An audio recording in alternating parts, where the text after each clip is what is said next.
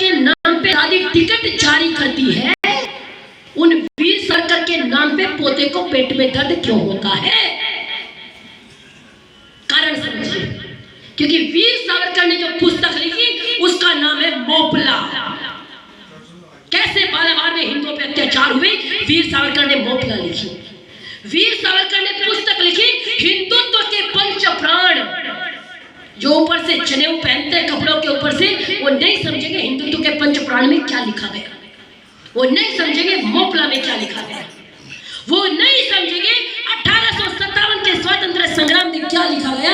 हमने अपने बलिदानियों को पढ़ना बंद कर दिया, हमने ये देश संभाल के रखा।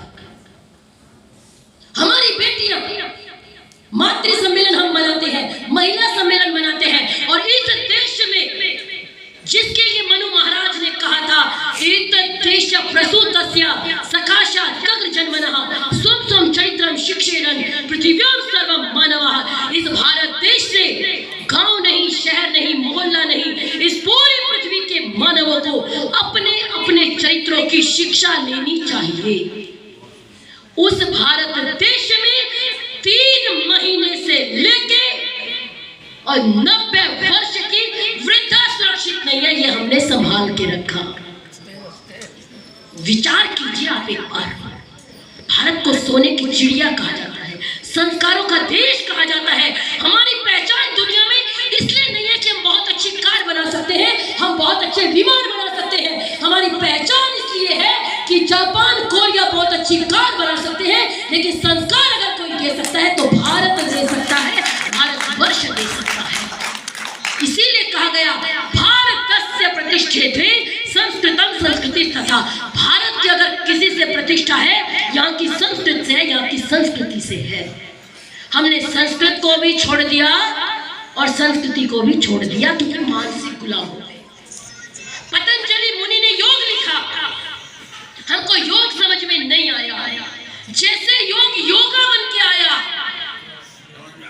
समझ रहे हैं मेरी बात, योग योगा बन के आया, तैसे ही 8-8 हजार में क्लास लेते घूम रहे हैं। इसको मानसिक गुलामी बोलते हैं। हमारे देश में कोई संस्कृत पढ़े, अच्छा संस्कृत से है, अच्छा संस्कृत से, मुझे लगता है वही मुंशीराम वाला भाव, ये संस्कृत पढ़ने वाला मुझे क्या सिखाएगा। और अगर संस्कृत पढ़ाने वाले 10 लोग विदेश से बुलाने पड़ गए, हम गुलाम लोग तुरंत भागेंगे संस्कृत के पीछे। ये संभाल के रखा। हमने क्या संभाल के रखा वो सुनिए। अभी भारत पिता का कितना प्यारा वर्णन कर रहे हैं, और सच बात है, हम कभी माता पिता का ऋण चुका सकते नहीं। इनके तो एहसान इतने हैं गिना सकते नहीं, हम कभी माता पिता का ऋण चुका सकते नहीं। मैं अक्सर अपनी बहनों से कहती हूँ, इस दुनिया में नाम कमाना चाहे मत कमाना, अपनी बेटियों से, अपनी बहनों से, अपने हम उम्र के साथियों से बस एक बात कहती हूँ, नाम कमाना या मत कमाना, लेकिन दुनिया में कभी माता पिता का